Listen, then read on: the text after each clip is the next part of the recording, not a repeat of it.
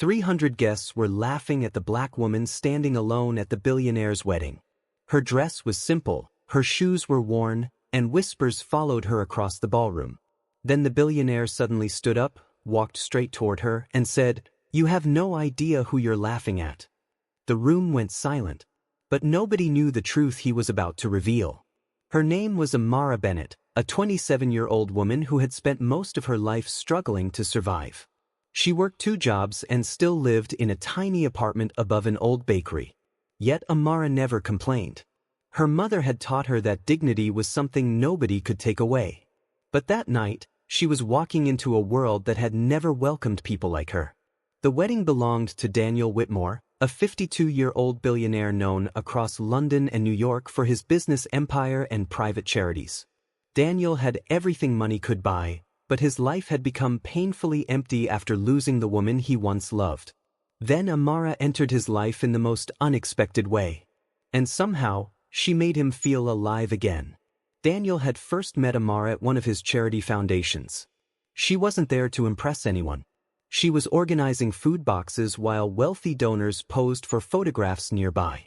Daniel noticed that she quietly gave her own lunch to an elderly man who had arrived too late for the distribution. He asked her why she did it. Amara simply smiled and said, "Because he looked hungrier than I was." That answer stayed with Daniel. Over the next few months, they became close. He discovered her kindness, her sharp mind, and the dreams she had buried beneath years of financial struggle. Amara never asked him for money. In fact, she didn't even know how wealthy he truly was when they first met. But Daniel knew something about her that she had never been told.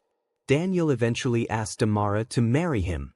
She cried when she said yes, not because she wanted his fortune, but because she had never imagined someone like him could genuinely choose her. Daniel promised her one thing: "On our wedding day, nobody will ever make you feel small." Amara believed him. She just didn't know how badly that promise would be tested. On the morning of the wedding, Amara stood before a mirror in a modest ivory dress. It wasn't covered in diamonds. It wasn't designed by a famous fashion house. But Daniel had chosen it himself because he said it looked like her, beautiful without trying too hard. Amara smiled at her reflection. Then her phone rang, and the smile disappeared. The caller was an old family friend who had one urgent question. "Amara, did Daniel ever tell you about your father?" She froze. Her father had supposedly abandoned her mother before Amara was born. For 27 years, that was all she had known. Before she could ask another question, the caller said, "You need to find out before the ceremony." Then the line went dead. At the wedding venue, hundreds of guests arrived dressed in designer clothes and expensive jewelry. Amara entered quietly, holding her bouquet. Almost immediately, people began whispering. "Is that really the bride?" one woman asked. Another guest laughed and said, "She looks like she came to serve the champagne." Amara heard every word, but she kept walking. Daniel's wealthy relatives were even colder. His aunt, Eleanor, approached Amara with a forced smile and said, "You must understand, this family has certain standards." Amara politely replied, "I understand." Eleanor glanced at her simple dress and smiled. "Apparently you don't." Before Amara could answer, the wedding doors opened. The ceremony began. Daniel stood at the altar, watching Amara walk toward him. His eyes filled with emotion. To him, she wasn't the woman everyone was judging. She was the woman who had changed his life. But halfway down the aisle, someone deliberately stepped in front of Amara and spilled red wine across her dress. The ballroom erupted in shocked laughter. Amara looked down at the stain, fighting back tears. The woman responsible shrugged and said, "Oh, I'm so sorry. I didn't see you." Everyone knew it wasn't an accident. Daniel's expression changed instantly. He stepped away from the altar, but Amara gently shook her head. "Please," she whispered, "don't ruin our wedding." Instead of confronting the woman, Daniel took off his jacket and wrapped it around Amara's shoulders. Then he looked into her eyes and whispered, "Nobody gets to decide your worth." For a moment, the entire room was silent. But Eleanor wasn't impressed. She leaned toward another relative and whispered, "He'll regret this marriage." Then came another humiliation. During the reception, Amara was seated at the head table, But several guests deliberately ignored her. A young cousin joked loudly that Daniel must have lost a bet. Another guest said she had married up and should be grateful. Amara tried to smile, but her hands trembled beneath the table. Then Daniel's business partner, Marcus, approached him privately. "You need to stop this before it gets worse," he warned. "There are people here who know something about Amara's family." Daniel stared at him. "What are you talking about?" Marcus hesitated. "The woman you're marrying may have a connection to this company that you don't know about." Daniel immediately searched his phone for an old file he had kept locked away for years. It contained documents about his father's estate and a mysterious woman named Evelyn Bennett, the same surname as Amara. His heart began racing. Evelyn had disappeared decades earlier after a bitter family dispute. But why had Amara never known her story? Meanwhile, Amara escaped to a quiet hallway. She finally allowed herself to cry. Daniel found her there and gently held her hands. "Tell me what's wrong." Amara looked at him and whispered, "Someone called me today and said I need to know who my father was." Daniel's face went pale. He realized the secret he had feared was finally catching up with them. Daniel told Amara that he had discovered something about her family. But before he could explain, Eleanor appeared with an old photograph. She held it up and said, "Maybe it's time everyone knows." The photograph showed a young Evelyn Bennett standing beside Daniel's late father. Amara stared at it, completely confused. Then Eleanor said, "Your mother wasn't who you think she was." Amara's breathing became unsteady. She demanded the truth.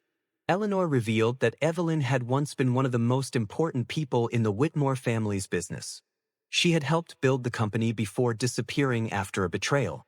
But there was one detail Eleanor deliberately left out. Daniel already knew it, and had been protecting Amara from it. Daniel stepped forward and told everyone the wedding would continue. Eleanor laughed. "You still want to marry her after what you discovered?" Daniel looked at Amara and said, "Especially after what I discovered." The guests exchanged confused glances. Daniel reached into his pocket and pulled out a sealed legal document. "But before I open this," he said, "Amara deserves to know the truth." Daniel walked to the center of the ballroom. 300 guests turned toward him. His voice shook as he said, "Amara Bennett is not a stranger to this family." Eleanor suddenly looked terrified. Daniel continued, "Her mother, Evelyn Bennett, was the person who saved my father's company when everyone else had abandoned it." The room went completely silent. Daniel opened the document. 28 years ago, my father signed a secret agreement transferring a significant portion of the Whitmore Foundation and company shares to Evelyn Bennett. Amara covered her mouth. "Why?" she whispered. Daniel looked at her with tears in his eyes. "Because she was his daughter." Amara couldn't move. Her father hadn't abandoned her mother. He had died before she was born, leaving behind a secret inheritance that had been buried by powerful relatives. Daniel looked around the ballroom. "Amara is my father's daughter." Gasps filled the room. The woman everyone had mocked was not an outsider. She was part of the family they thought she didn't deserve to enter. Eleanor immediately protested. "That's impossible." Daniel calmly handed the documents to the family's attorney. The attorney confirmed the signatures and legal records. Then he revealed something even more shocking. Amara had inherited controlling shares in one of the Whitmore family's charitable foundations years earlier, but the money had been held in trust until she discovered her identity. Amara burst into tears. Not because of the fortune. She was crying because everything she believed about her childhood had suddenly changed. Her mother hadn't been abandoned. Her family hadn't been worthless. Someone had hidden the truth from her. Daniel walked toward her and said, "I didn't marry you because of your name, your inheritance, or your bloodline." He took her hands in front of everyone. "I fell in love with you before I knew any of this." Amara looked at him through tears. "Then why didn't you tell me?" Daniel answered honestly, "Because I wanted you to choose me without ever feeling pressured by your family's history." The room that had once laughed at her was now completely silent. Daniel turned toward the guests who had mocked Amara earlier. "You laughed because her dress wasn't expensive. You judged her because she wasn't wearing diamonds.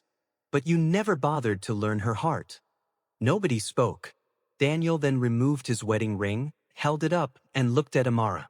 If you still want me, I want to marry you, not tomorrow, not someday. Right now. Amara wiped her tears and smiled. I never needed your money, Daniel. I only needed to know your love was real. He slipped the ring onto her finger. This time, the applause wasn't forced. 300 guests stood together, but Amara barely noticed them. She only saw Daniel smiling through tears as they finally exchanged their vows. Months later, Amara became the director of the foundation her mother had helped create. She used the inheritance to fund scholarships, shelters, and food programs for families who had once felt invisible, just as she had. Daniel stayed beside her, not as her billionaire husband, but as her partner. And whenever someone asked how she handled that wedding night, Amara always gave the same answer. I didn't become valuable because I inherited millions. I was valuable before anyone knew my name. Daniel smiled whenever she said it. The woman mocked by 300 guests had eventually changed the lives of thousands. And the greatest twist wasn't that Amara had inherited a fortune. It was that she had found someone who loved her before the world discovered what she was worth. But her family's hidden past still had one secret left.